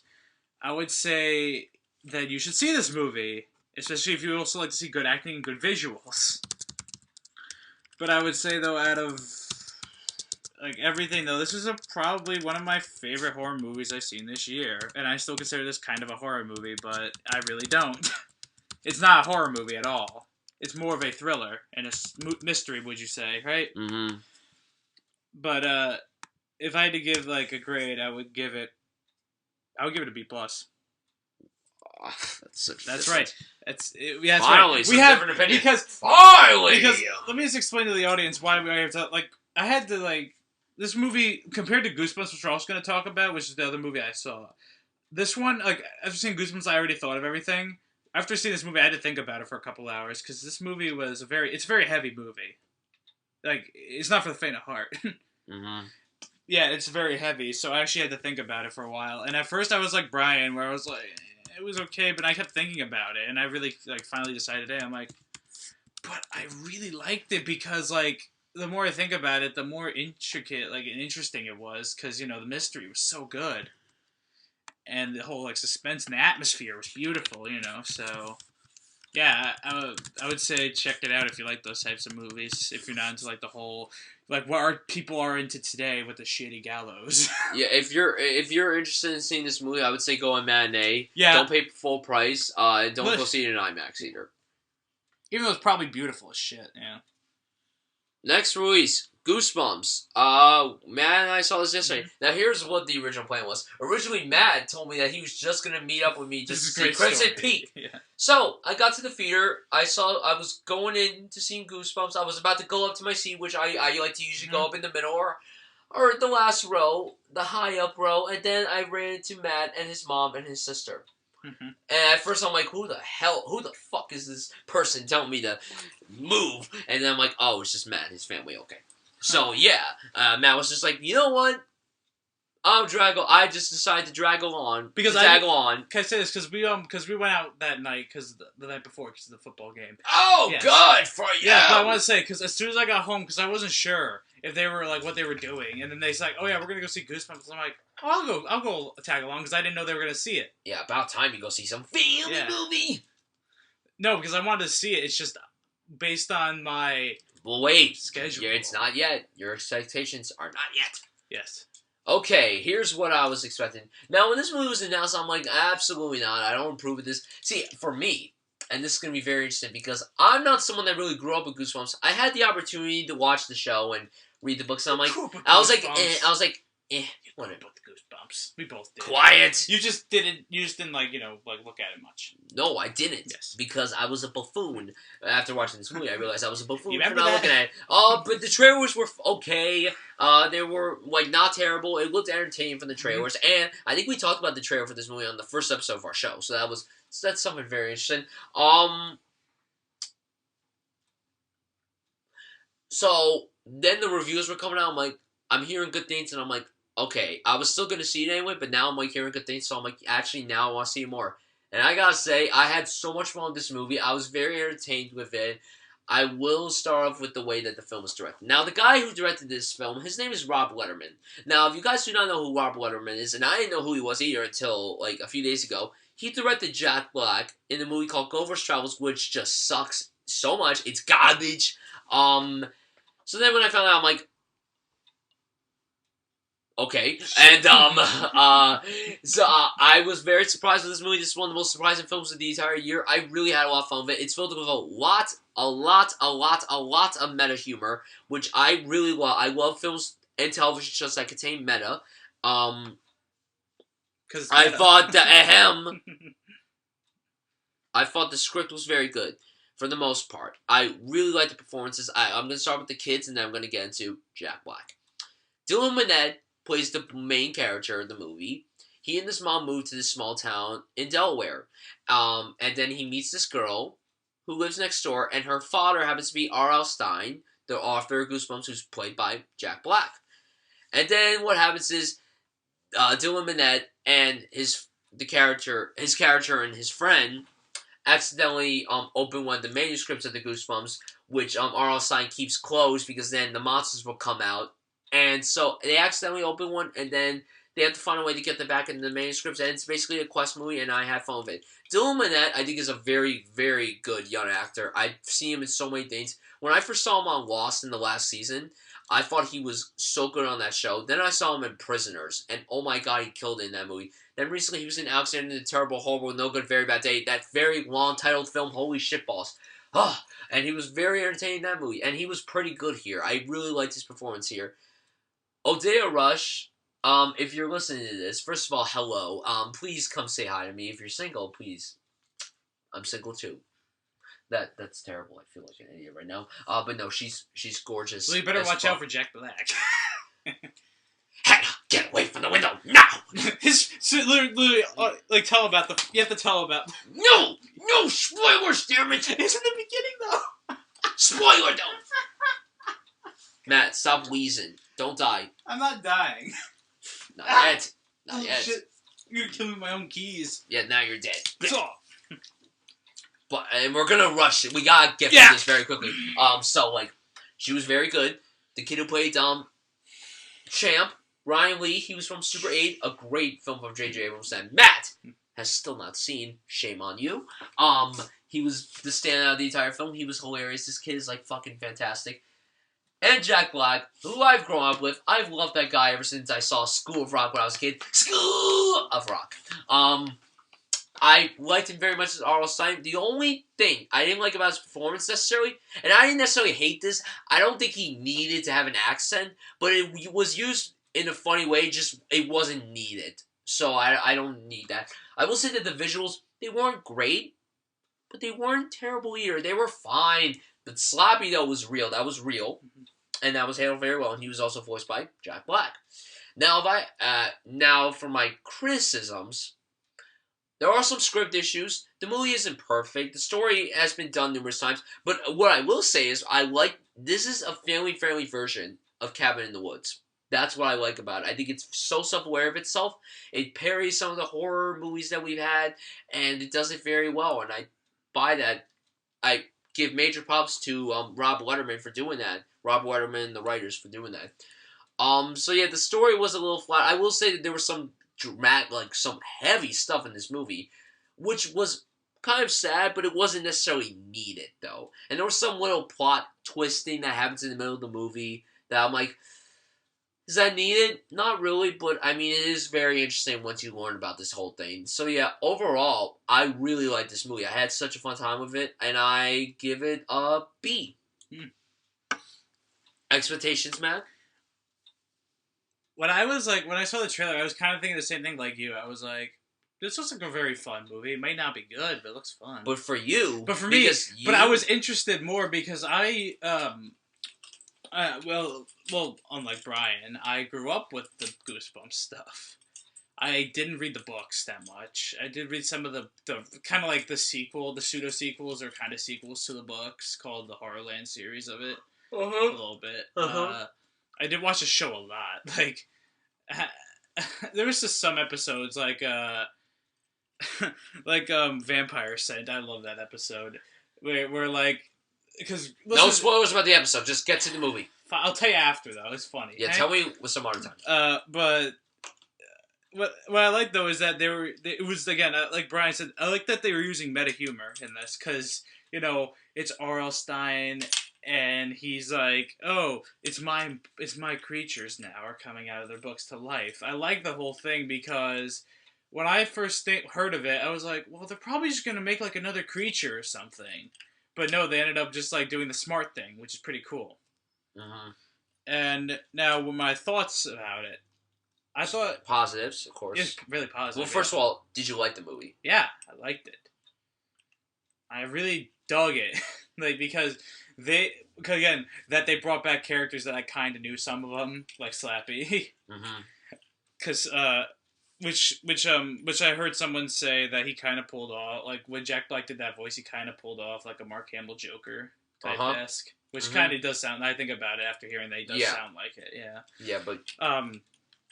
And we're sorry that this episode's very long. I'm sorry, but there's just there's so many good movies that came out this week. So many. I think every movie is well received on Rotten Tomatoes. Yeah, even though I didn't really care for Crimson Peak, it is a very well reviewed movie on Rotten 67. Tomatoes. That's still good. Yeah.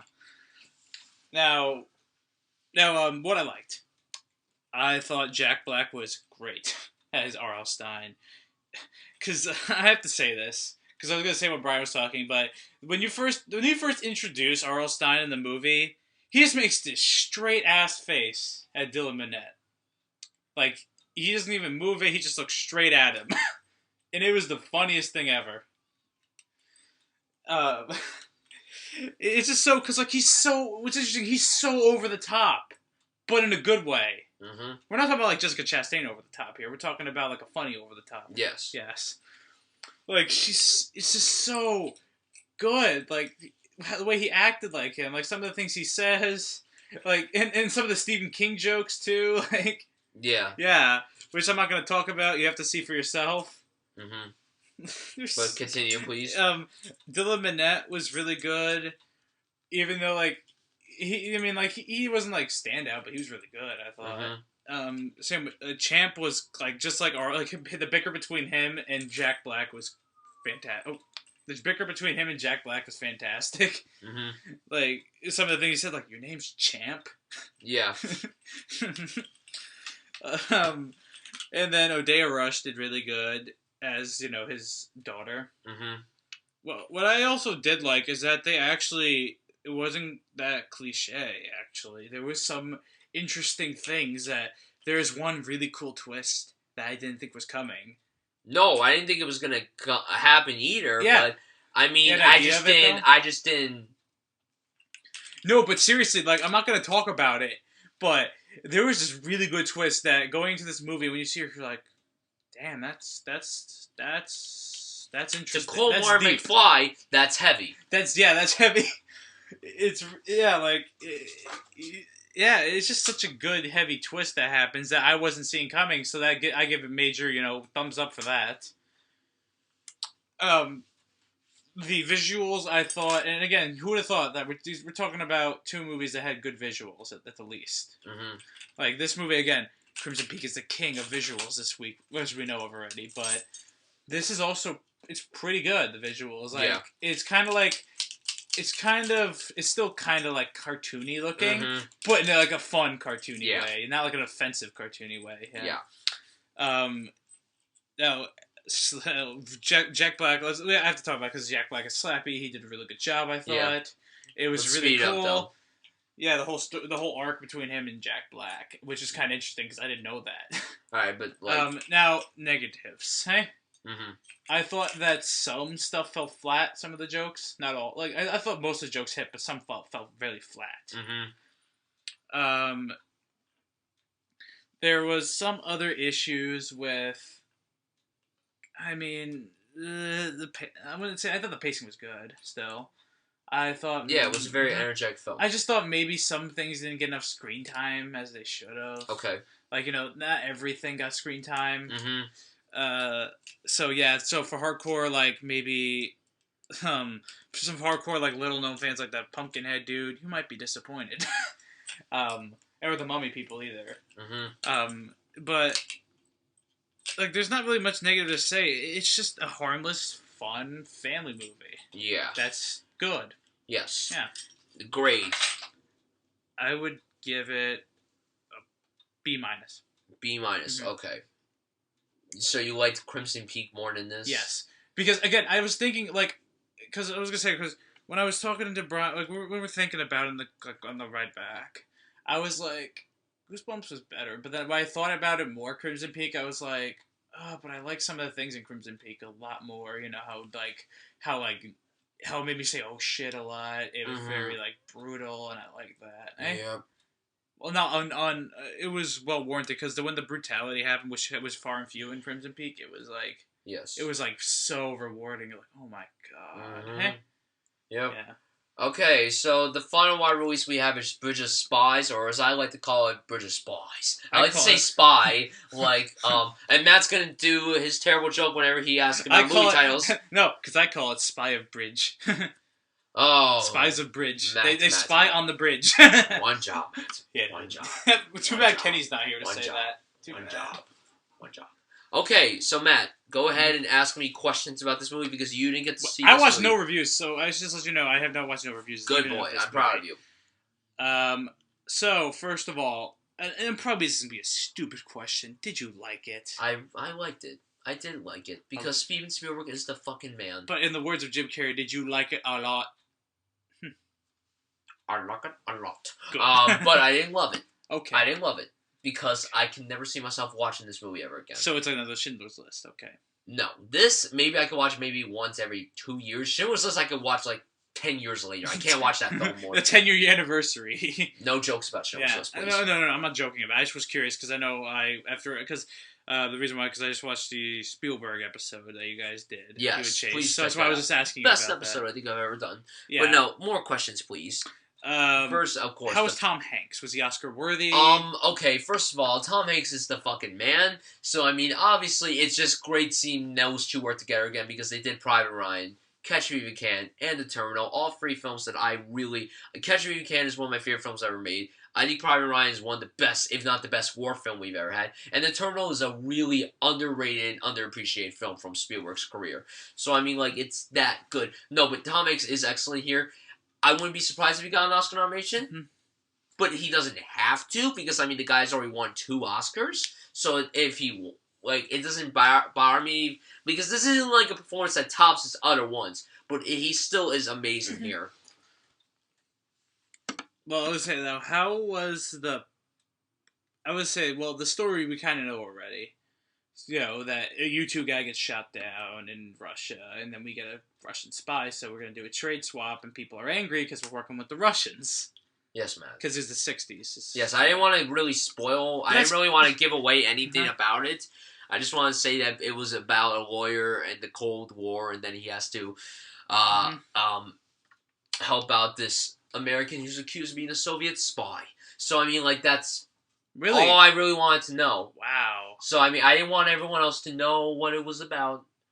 No, seriously, wait. Because he was supposed to help defend this guy who's accused. And by the way, I just want to give a shout out to the guy who plays the Soviet spy, Mark Rylance. Said that. I wanted to know when I saw the movie because I didn't think that. I'm not going to tell you that that's just how it's looked. I'm not saying that's how it is. Oh, okay. So, you gotta watch them, and you gotta watch like 15 more Spielberg films. You only seen like 2 Spielberg films in your life. You wimp. You heartless bastard! You bastard! Okay. Mark Rylance, who plays the guy that's accused of being a spy. This performance deserves an Oscar nomination. Is it better than Del Toro? What? Is it better than Del Toro? Better than Del Toro? Yeah. Oh, Benicio Del Toro? Yeah. That's a tough one. Yes. Yes, absolutely. Because let me just say this right now.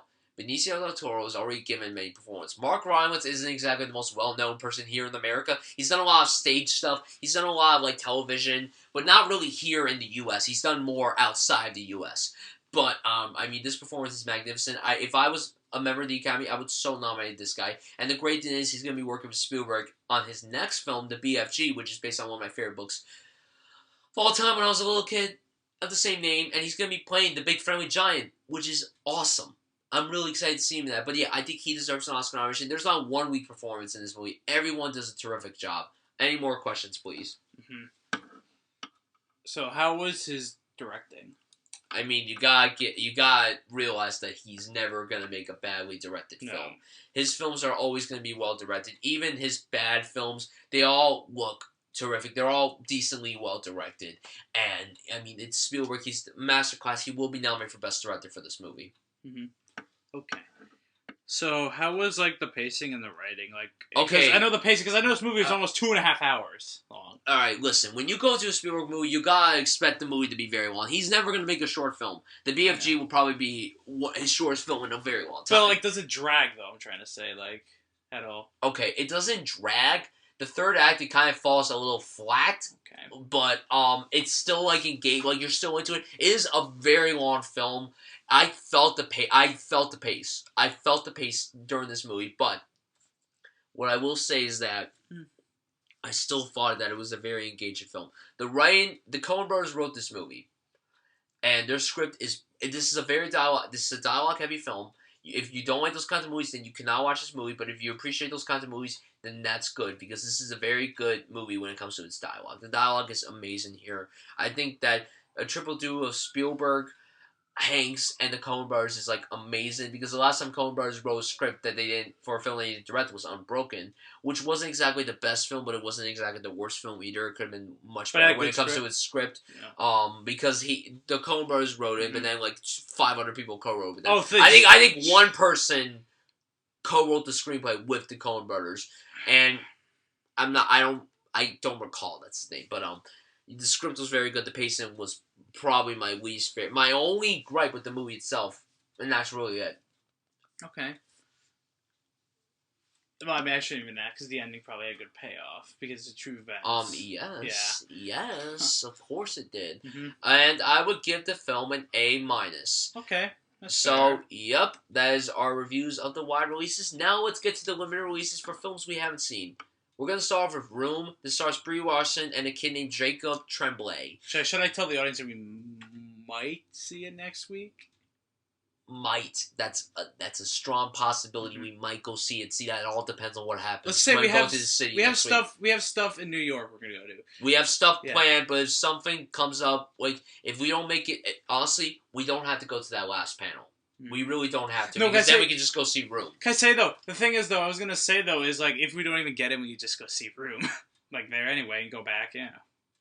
I don't think that would work. I think I would prefer to go see Room after where. No, I'm just trying to say, you know how like, and this kind of like something that I was. And I know when people are like, "How can you be excited for such a heartbreaking movie?" It's not that I'm excited for the content. It's just I'm excited to see how amazing this film is, because this film is like critically beloved by everyone, and everyone's saying that Brie Larson will win this Oscar. And you know what? I've always been a big fan of hers, so I want to see that performance. And everyone's saying that this kid gives the best child performance in a very long time, quite possibly on the same level as Haley Joel Osment in The Sixth Sense. Let's see Kate Blanchett. To me, that's the best child performance I've seen, like, ever. I want to see this Kate Blanchett against Brie Larson in a boxing fight. Here we go for Oscar. Oh, please. Kate Blanchett, I don't think Kate Blanchett would be the front runner. She's just... But you know she's going to get nominated, though, for yes, Farrell. Because she's Kate Blanchett, and she's beautiful, and she's amazingly talented. And she's playing a lesbian, so yeah, that's interesting. But... Like outside, but of, wait. I am interested in this movie. I only saw the teaser trailer. I didn't want to see the full trailer because I know the basic premise. I'm not going to spoil it for anyone who has to see it. I'm just going to say it involves a mom and her kid. They're trapped in this place, and then once they escape, some stuff happens, and that's it. So I'm guessing. But I am very excited to see this movie. As a film lover, I'm really pumped to see this movie. Yeah, because outside of like the basic thing, I don't know shit. All right. Like, I know that, yeah, they're get trapped in the room, and then when the dude's, like 5 years old or whatever, they finally, get out. And I'm thinking, well, it's probably just going to be like they have to reform to society. That's what my prediction would be. But I don't know anything else about it. I never watched a trailer for it. The teaser trailer that you and Chase talked about months ago, was it? Mm-hmm. Like, yeah, I never really watched it, so, yeah, I'm definitely. I mean, if it hopefully it works out, because I always want to see it, because it's an A24 movie, and the last A24 movie I saw was The Most Violent Year. So, yeah, the only A24 film you've seen. The first and only. Shame. So far. Shame on you. But a lot of A24 movies this year. But you are still looking forward to this movie nonetheless. Yeah, because I just want to see. I just want to see the mystery of what the hell. Why the hell were they in a room for 5 years? I think it was more than 5 years. Really? All I know is that it wasn't less than 5 years. It wasn't? Okay, and we know that. We know it was 5 or more. All right. That's all I know, and I'm curious to know why this kid has very long Thor-like hair, and I want to know if that's real hair or that was a wig. Thor's son. Yeah, that's right. Thor and Brie Larson had a baby. Holy shit. Yeah, and now Beasts of No Nations. Now here's the thing. I have yet to watch this movie. I'm probably gonna watch it within this week, and then maybe I'll give my review for this movie next week's episode. This is This is probably the most important movie of the year for one reason. Now, obviously, it might not be the best film of the year. It's getting critical acclaim, but it's the first movie that's simultaneously released in theaters and on Netflix, and that's something very interesting because the Netflix price is the same price as the average movie ticket. So, I mean, you can watch this at home on Netflix, or you can just pause it, like if you have to go to the bathroom, you can pause it, or you can watch it in the theater as more of an experience. I'm going to watch this on Netflix because, I mean, it's not playing in any theaters here in Jersey, not yet at least, but I am very interested in this movie. It looks like it's going to be this year's 12 Years a Slave, where it's incredibly hard to watch. How long is it, actually? Good question. How long is it? It's like 2 hours and 20 minutes. It's a long film. I was gonna say, if it wasn't that long, I would say I might have tried to watch it tonight, but it's already like 9 almost, so fuck that. So, yeah. But it's directed by Kerry Jose Fukunaga. Kerry Jose? Fukunaga? I don't know. He directed the entire first season of True Detective, which in my opinion is one of the best first seasons for any show ever. Because I get to watch it because I have HBO, so I should probably about time you watched the first season. Stars Idris Elba, who's one of the best actors we have working today, and it really does look like an intense, heartbreaking film. I'm a little worried to watch it because it just, I don't know, it just haunts me, like, personally. Like, movies like this kind of really get to me, and it makes me hard. It hurts me to watch them. but just to see the way they're made, I'm just curious about. I'm only really interested. Like, if this movie was out in the theater, would I see it? Maybe, but I'm really interested because it's the first movie that's coming out in both theaters and Netflix at the same time. So yeah, I'm very interested in seeing this movie. To back up what Brian was saying about the whole, like, oh, we want to find out how child soldiers become child soldiers. I remember when Blood Diamond came out, it, like, touched upon that a bit. About, remember that guy and his... I still have yet to finish that movie. Well, shit, how far into it are you? See, I watched it like 7 months ago, so I don't really remember anything. Whatever. Well, do you know that the son became a child soldier for that group? I did not. Okay. Maybe I do. I just don't remember. I'm not going to talk about that much, but it was cool though because that was like one of the first movies I actually talked about shit like that. So that was cool. So that's what I was saying when I heard about this. I was thinking Blood Diamond a bit because I'm like. But give your expectation for this movie. No, but I'm saying though because I want to see it because it's like it's a very dark movie. And I like dark movies. So do I, but they're hard for me to watch because they get to me. Yes, listen. They get to me. Listen, like Sicario made him sick. I didn't feel nothing, so that's I didn't get sick. I thought I was gonna get sick. He felt sick because it felt real. It got to me, Matt. You heartless bastard. Remember here, Brian's a normal person, audience. All right, normal people. I'm not saying I'm so more normal because I don't like throw up after that. So, see. Nope, nobody hate him. You don't even get brain freezes. No. Well, I do sometimes, and it's fucking painful. Hey? How do you think I feel? Yeah. Getting them a lot. But I was like, again, like what I was going to say to Brian before, I was going to watch tonight, but now this is like 2.5 hours. It's already 9. Hell no. I got to wake up in the morning. But I will definitely check it out probably soon, very soon, because it's on Netflix, which is interesting how theaters are going to cope with that now. What, are they going to get free merchandise now to keep people to come to theaters? Probably. And it's not like Netflix is free. You have to pay for it every month. But it's better because... No, it's because you could pause it. The thing is, too... But remember, compared to Netflix and, see, with Netflix, it's monthly. So you don't have to go to a theater every time to see a movie and throw out, the same amount of money every time. You have to only throw it out every month. That's why it's so good. Because... You could see maybe 50 movies in 1 month and pay only that one ticket price. See what I mean, Brian? Yes. It's so good. Yep. So Beasts and Donations, hopefully we'll have a review for that next week.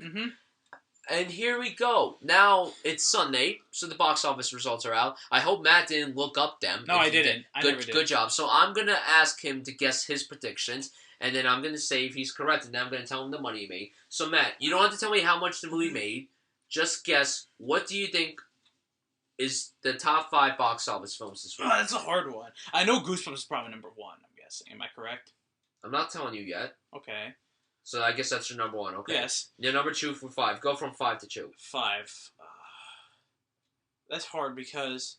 Now remember, Beasts and Donations doesn't count because it's not. I'm not. I know, because there's no way in hell it was made a lot of money at theaters. I know that. That's why I'm thinking between, like, Bridge of Spies and Crimson Peak. I'm like... I don't think either of them would make a lot of money. So what do you think is number 5?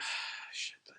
See, I feel, and the thing is, because how many people were at Bridge of Spies when we saw it? A lot of people. A lot of old people. I was the youngest person there. Okay. I was the only. I was the only person under 8. Was it packed? Yeah, it was pretty packed. Okay. I would say number 5.